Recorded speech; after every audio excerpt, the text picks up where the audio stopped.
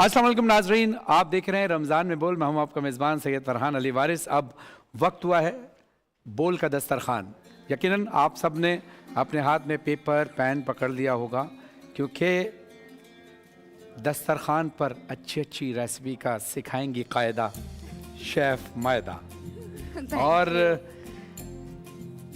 इस सेगमेंट से जो हैं बहुत ज़्यादा मुंसलिक वो हैं वन एंड ओनली आमना मलिक।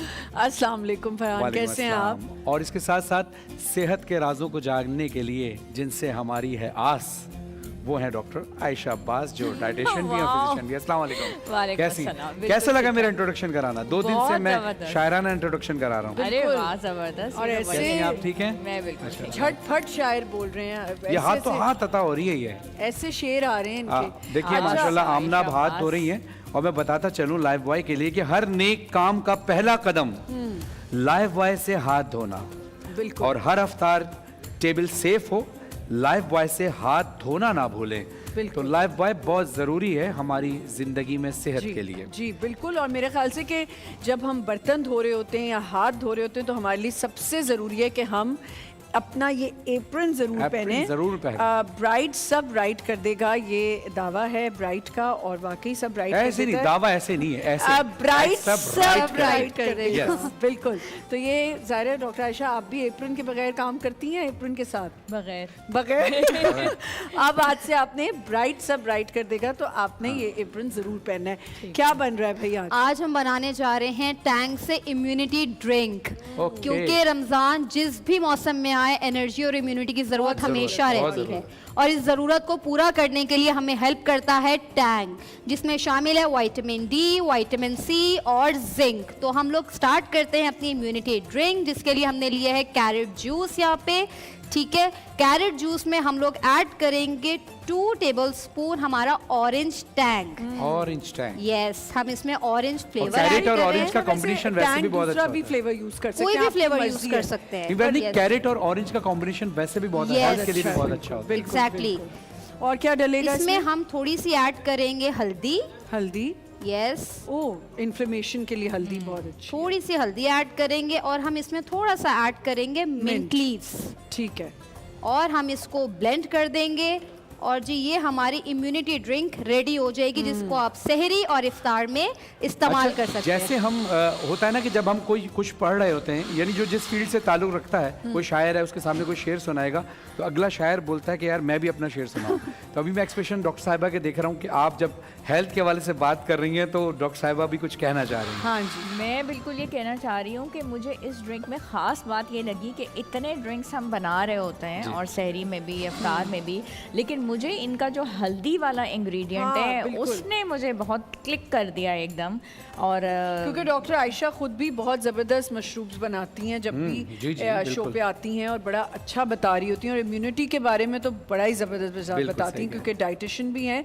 तो डॉक्टर आयशा, ये रोज़ाना हम क्या हल्दी यूज़ कर सकते हैं अपनी डाइट में? बिल्कुल कर सकते हैं। और जिस तरीके से इन्होंने ऐड किया, मुझे तो वाकई ये बात इतनी अमेजिंग लगी कि अगर इस तरीके से जब भी ड्रिंक्स बना रहे हों और पिंच हल्दी डाल दी जाए, तो हम बाहर की चीज़ों को, बाहर के कलर्स को देख रहे होते हैं, इससे भी कलर बहुत अच्छा हो जाएगा, लेकिन जो इनर लेयर हल्दी आपको देगी और जो इम्यूनिटी प्रोवाइड करेगी, जो इनर कोटिंग आपको मिल जाएगी, वो एक अमेजिंग हो जाएगा। अच्छा डॉक्टर आयशा, क्योंकि मैं आपको पता है एक पूरा मील है मेरा शेक, उसमें खजूरें हैं, उसमें बनाना है, मिल्क है, चीनी भी मैं डालती हूँ। वैसे तो मैंने एक नई चीज़ जो शुरू की है, जो आई थिंक लोग करते हैं, चीनी वाला मजाक ना करें। नहीं, लेकिन चीनी के मेरे दुश्मन ना बने। मैं चलो जापानी डाल दिया करो, चीनी नहीं मैं जापानी डाल लूंगी, चले। अच्छा, तो अब मैं उसमें पीनट बटर का 1 स्पून जरूर डाल रही हूँ, तो अच्छा है वो करना?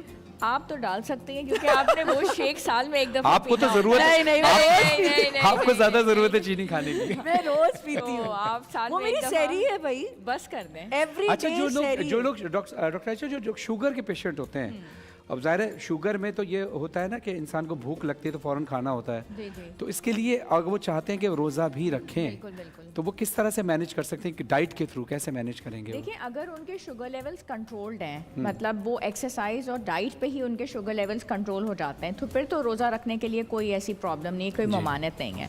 और अगर डायबिटीज़ वाले पेशेंट्स ओरल हाइपोग्लाइसेमिक्स में, यानी कि सिर्फ मेटफॉर्मिन पे ही उनकी शुगर लेवल कंट्रोल हो जाती है, तो भी सहरी के बाद उन्होंने एक टैबलेट ले ली और एक इफ्तार के बाद ले ली, तो भी रोज़ा रखने का कोई मसला नहीं होता। मसला सिर्फ वहाँ पे आता है कि जो डायबिटीज़ वाले अफराद जो होते हैं इंसुलिन के ऊपर होते हैं, उससे पहले जो है रमज़ान शुरू होने से पहले उन्होंने अपने फिजिशियन से इंसुलिन की डोजेज सेट करवानी होती है, ठीक है।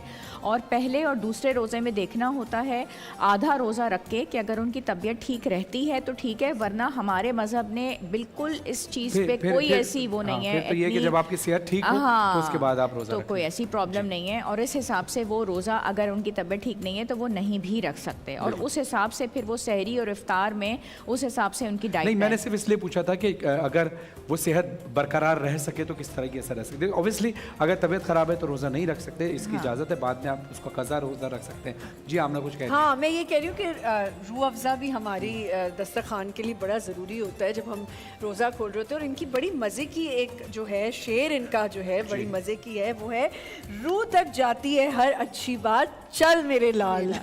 वाह भाई वाह। और देखिए ये मैं आपको बताऊं कि वाकई शरबत के बगैर, डॉक्टर आयशा क्योंकि उन्होंने शुगर की बात की, तो क्या शुगर पेशेंट्स के लिए ये है कि वो एक आध ग्लास पी सकते हैं?